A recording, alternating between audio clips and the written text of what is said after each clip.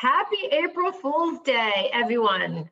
Today because it is April Fool's Day, at Future of XYZ are going to be speaking about the future of comedy. And we are honored to have Lynn Harris join us. Lynn, welcome to the Future of XYZ. Thank you. Thanks for having me. Absolutely. Lynn is a perfect person to talk about the subject of comedy. She is a multi-hyphenate, I will start with saying a New Yorker, an award-winning creative and writer, a former stand-up comedian herself, an activist, and the CEO and founder of Gold Comedy, which in 2016 she founded as the go-to platform for Gen Z women and non-binary folks who want to be their funniest selves. So Lynn, we're going to be talking with you today about the future of comedy. So I guess the starting point is we're talking about comedy. What is your take on what comedy is as a very basic definition? Comedy is what makes you laugh. Comedy is, comedy is taking what makes you laugh and working at it. So comedy is laughter plus work, because anything can be funny, but not everything that is funny is comedy. That's so interesting as a distinction. Mm-hmm. Yeah. Funny. So tell me, how did you get involved in comedy? It's not something, as you mentioned, it's the work part. Were you always naturally funny and you just decided to keep going? I was an only child. I was very accustomed to attention. My parents thought I was hilarious. So I just kind of cruised, just surfed that wave onto the stage. My family on both sides is very different and has very different senses of humor. But being funny was always rewarded with a laugh, and always kind of cultivated and was seen as a positive thing. And so I didn't make a decision about it. I didn't say to myself, I'm funny, or I want to be funnier or anything like that. It just was my comfortable place. And I think also, especially in high school, even before that, I wasn't the, let's just say I went to a high school where, I had a good time in high school, but I went to a high school where the other girls could kind of burst into lacrosse the way that like the kids on Fame burst into song. And that was not my area. I'm 5'1". I will never be willowy. I'm not blonde. Through the magic of Sun-In, I have been blonde, but I'm not blonde. Like that was just not my space. And they were kind of the dominant culture. They were nice. It was fine, but I just was not going to fit into that kind of dominant alpha culture. So that's really why I think that's why I especially embrace sort of being Janine Garofalo in The Truth About Cats and Dogs as opposed to Uma Thurman.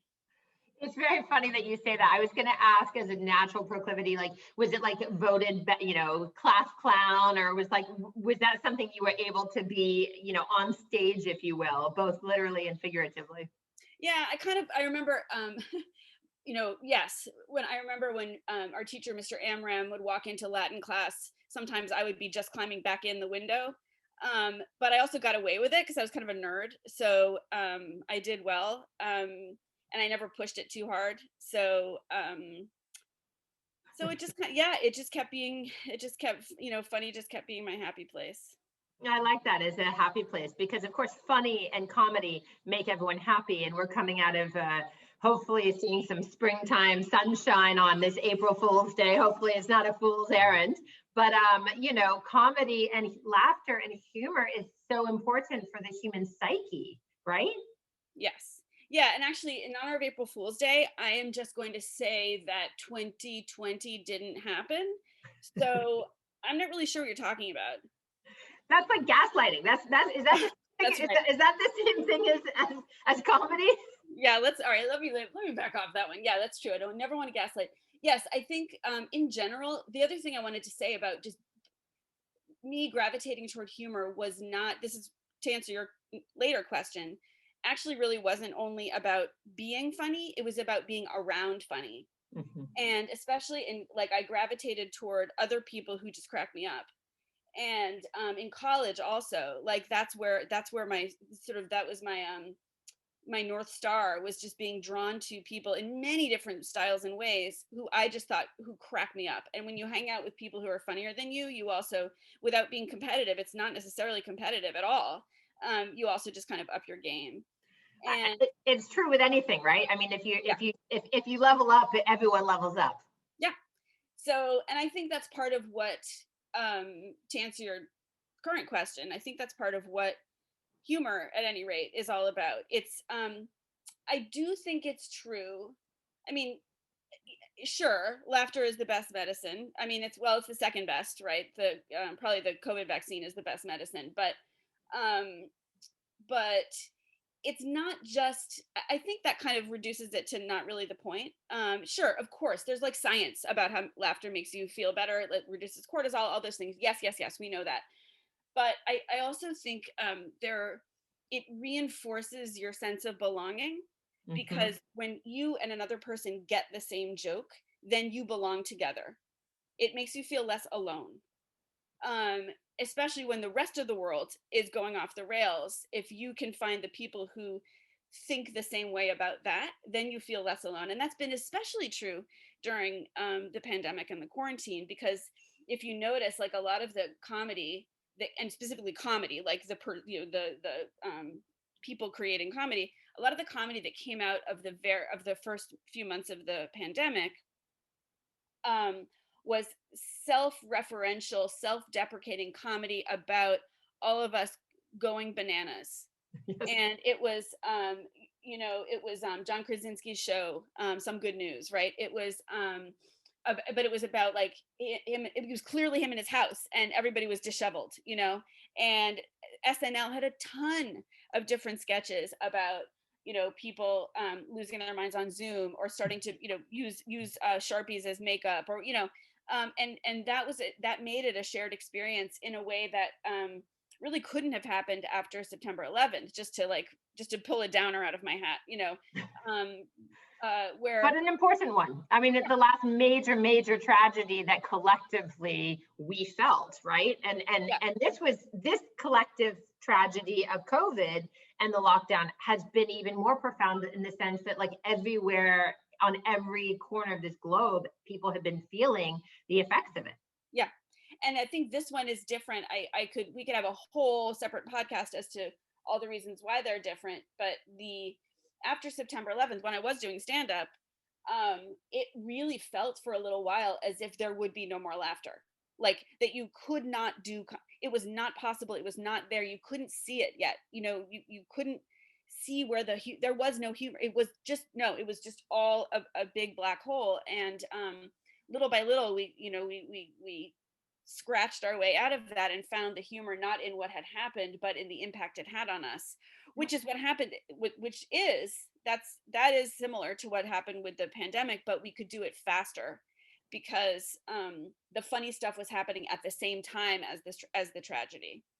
Well, and when we think about the tragedy, I mean, there is something to be said, and I appreciate you bringing up something as tragic and as, as you say, dark as 9/11, because the counterbalance to darkness, of course, is light. And we think about comedy and then humor and laughter as levity, right? It is this lightness. And I think it's the human way of coping. If you can't laugh at yourself, right? Usually you're not particularly healthy physically, emotionally, psychologically, etc. If you can't laugh with others versus at others, right? You're not really in that communal situation, as you talk about. And the last year has in many ways been extraordinarily dark. I mean, on so many different levels, not to mention politics, not just in the US, but globally, have been off the rails quite a bit as well. And I think, for me at least, as a non-comedy person, but as someone who really appreciates laughter and levity, the lightness of the dark, I found comedy was better than ever in some ways last year. Yeah. Right? Yes. I mean, the business, let's just, as an aside, let's acknowledge that it's been devastating. The business has been devastating, or devastated, for club owners, performers who really, relied on road work and the stuff that you really can't necessarily, it's not easy or natural for every single comedian to be like, no problem, I'll just go to Twitter. Like it's not everyone's style. Some amazing comedy has happened online, and it was happening even before the pandemic. So it's not, that wasn't entirely new. And there are new things flowering. We can come back to that, but there is a, also science. There is a sense in which to add levity, to make light of a difficult situation or any situation, is not trivializing it, but rather you can't make a joke about something or find what's funny in it until or unless you are able to hold it at a slight distance from yourself. Like you can't see at all you can't. And so by definition, holding something at a slight distance from yourself means it's not consuming you. It isn't you. It is something that is happening to you, and you can observe and reflect upon it enough to be like, okay, why is this funny? Yes. And that's why, even all the psychologists that I've talked to have said comedy is great, or just the act of trying to write jokes, and find what's funny even in tough stuff is so salutary. It's interesting too, because gold comedy obviously is really focused on women, number one, right? So that those younger women, but also non-binary folks who, as we know as women, number one, I can't speak for the rest, but like this experience and challenge of being different, of being, on the margins in some ways, and of processing. You talked about the community of comedy before. Will you talk about, like, when we think about the future, because you're kind of supporting the future of comedy with these people, but also the empowerment, as you said, that comes from keeping some difficult things perhaps at a little bit of a distance from you? Yeah. So comedy is great for young women, and young women are great for comedy. And by saying young women, yes, definitely, I also mean non-binary folks. I also mean just basically anyone who is not a straight cis white dude, many of whom are very funny. That's not my point. But if you Google around looking for like videos on how to learn comedy, stuff like that online, almost to a one, you are going to find cis looking white dudes, which is fine. But then if you listen for another few seconds, you're going to find that their first example joke is being mean to their girlfriend, or it's a fat Kirstie Alley joke. And so, which fine, I don't care. You can do mediocre jokes all day long. I'm not going to get upset. I have bigger fish to fry in terms of, feminism and patriarchy. But I'm like, well, dude, I'm not your customer then, I guess, huh? And so even just at that level, creating a community for people who are just not going to vibe with right out of the gate fat Kirstie Alley jokes, with apologies to Kirstie Alley, that's a dumb joke. I mean, it's so old hat too. It's just what year are we in? I know. I mean, in fairness, I don't know how old that video was, but like but that's one of a million. Like I could pick another one. In any case, so creating a community where that does not separate you from the comedy world, but that gives you a really fun, nice incubator to do your stuff and not be the only girl in the class. We have some middle schoolers, high schoolers, and then on up into their 20s, and then some older women who are just like, I just like it here, and a bunch of non-binary folks. And there's one kid who's a high schooler, and she was at it. We do open mics every week, and she chatted me during the open mic. And our open mics are awesome. We add value because we also give feedback. And so they're the nicest open mics in the world. And she chatted me during the mic, and she goes, you can tell period jokes and everyone gets to give feedback. This is way better than I expected. Again, like, ha ha ha, women tell period jokes. It's not that. It's just that, like, you would never do that if you were the only woman. It's not about how women always do that. It's just that they would never. Like, and if that's it gives you permission in many ways to make light of things that, again, might otherwise feel dark. Yeah, and also gives you permission to talk about things where people are going to get you. Yeah. And not going to roll their eyes, and like, if you're the only woman in a room of dudes, you're not going to do a period joke. not because you're shy about it, because they're all going to roll their eyes and be like, oh, women only do period jokes, so anyway, so to be able to create that space, that we intend not to be its own space forever. I never call anything women's comedy. I never call anybody female comic. I never, God help me, ever call anybody a comedian. That to go into the trash bin of history along with all of 2020. But there is, I do want to create this like cool space where people can, that is a launching pad, where you can fast track all of the learning and find your comedy crew wherever you live, and then catapult people into this ever evolving world of comedy. So what do you think? I mean, as we think about the future of comedy, right? I feel like, as we talked about, there's so many more tools, there's so many more platforms. We've been exposed to so many people from around the world now. I mean, you have families who are suddenly have their own YouTube shows. And, what is the future of comedy coming out of 2021 and looking ahead? It is good to mixed. Let's start with the bummers, get them out of the way. It is true that there continues to be something that started even before the pandemic, which was a real powerful diversifying and democratizing of comedy because of the accessibility of platforms. We'll get back to that, but let's remember that actually, we make a lot of assumptions there. Those platforms aren't available to everyone. Right. They really aren't. And the time to, the wireless, whatever it is there, it's not available to every aspiring or even beyond aspiring comic, whatever their situation may be. So they're left out of that, even though it is more democratic and diverse and accessible by far than it used to be. Yep. A lot of these clubs are not going to recover. A lot of stand-ups are just not, who need that.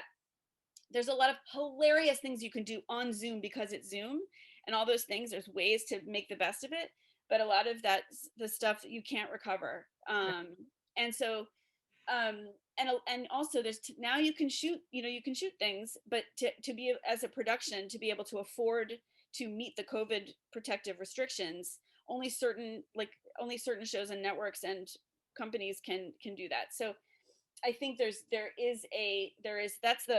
the bummer side of the equation, and there's more, Of course. but that's just and very real. I mean, for all the creative arts, let's be honest, especially the performing arts. But I think especially in New York City, we noticed that the comedy clubs were hit especially hard because they never were able to reopen at 25% capacity, et cetera. Yeah, and even if you can, then that's just a crappy crowd. Right. That's you don't want that. Doesn't work. Yeah, scattered giggles. It's just not. It's not funny. Yeah. And it's not the energy that the reason you became a stand-up is that energy, right? So giant bummer. On the other hand, the level of, there's the level of, people talk about this with the other arts and in general, that let's see what the Renaissance is coming, and it already happened, of people inventing and reinventing ways, places, and platforms to be funny. Doing it in ways that people find more and more affirming and nurturing. All those things. It will happen, and also this is very tactical, but it's really important. One of the big barriers to entry into the next level of comedy is finding a manager. It's a major barrier, and this has changed a lot in terms of managers are being much more, had been being even before the pandemic, much more thoughtful and resourceful in terms of who they wanted to take on, instead of taking on this white dude and that white dude's friends, right, who are, by the way, white dudes. And so that was already happening, I'm happy to say. But now what's great is that I'm pretty sure that if you're funny in Kansas City, or you're funny in Chattanooga, or you're funny in Glacier National Park or whatever, you probably don't have to move to New York, LA, or Chicago to find a manager now. Yes. And there's a level of education that's gone on about, I kind of don't need to be face to face with people in order to discover them. Now, this is not, people, I may be wrong. And there's pieces of that I'm not directly involved with. So I'm saying this with humility, but that's what I keep hearing from, we have a lot of celebrity and comedy celebrities and pros who come to talk to us on Wednesdays at Gold. And that's kind of a summary of what a lot of them have been saying, that it's not just being visible, because exposure is great, but only it doesn't pay the rent. And anyone who thinks they get anyone who thinks people get discovered on Twitter, the adage about that is, an overnight success actually took 10 years. So I don't mean to be facile, but the specific thing of finding representation, not just being seen. Yep. I'm hoping will be made much more accessible by people, just even as comedy clubs open, by having it normal to be found virtually. It's a great hope, because then we just bring more talent into the pool, and more diverse voices then into the stage, and we can laugh, collectively as we come out of this darkness. Yeah, so, there's one member of Gold who had to move back to Kentucky to take care of her ailing parents and ailing mother, and she wound up getting her, because we had a guest on who taught a mini class on topical comedy writing, who writes for the Late Late Show. This Gold member in Kentucky wound up having the opportunity to submit a packet to the Late Late Show. And that wouldn't have happened. I mean, yes, of course, I take credit for Gold, but that's the kind of thing that can happen without her leaving Kentucky. Which is wonderful. And there's lots of funny stuff we should be talking about in Kentucky right now. So just kidding. There's that. We have to make light of darkness. Yeah. So as I watch time, I just want to ask one last thing, Lynn. I mean, you're so close, and you've made your career in comedy, and in humor, and in lightness, and that class clowning, if you will, which is such a gift to the world. On this April Fool's Day edition of Future of XYZ, what one thing would you recommend to anyone out there who is looking for their own levity and their own ability to find some comedy? TikTok. I'm serious. That's like, it is. I mean, it's just a gold mine. It's just, and I'm really sorry that I just said that, because I'm not like everyone knows. I'm not like, did you hear about this tiny new social media platform? No one's on it yet. You're going to be the first. That's not what I mean. But so now I'm not like exactly thinking outside the box here. And I also just, like, if you haven't gone down a TikTok rabbit hole, sorry, there goes your day. But like, it is so, it honestly, it makes me laugh, and it gives me hope, because it's not only young folks. Like, there's one guy, I can't think of his name. There's one guy who's some sort of, man, my daughter would kill me right now, but who comes on, he's a professor dude, or a natural history museum dude, who comes on and tells snail jokes. So it's not just like Gen Z saying things we don't understand. It's hilarious. There's like niches and alleyways and all sorts of like sub areas of TikTok. Like, you will find your place, and you will just be inspired, even though, as I said, it's not only young folks. I just feel like comedy is in good hands with this generation. It's wonderful. Well, thank you so much for joining us on Future of XYZ to talk about the future of comedy. I really appreciate it, Lynn. Thank you. I'm delighted to be here. Happy April Fool's Day. Happy April Fool's Day. And for everyone listening, if you don't already subscribe on Apple, Spotify, SoundCloud, wherever you're getting your podcast, subscribe to Future of XYZ. Follow us on LinkedIn and at Future of XYZ on Instagram. Thanks, and we'll see you next week. Happy April Fools.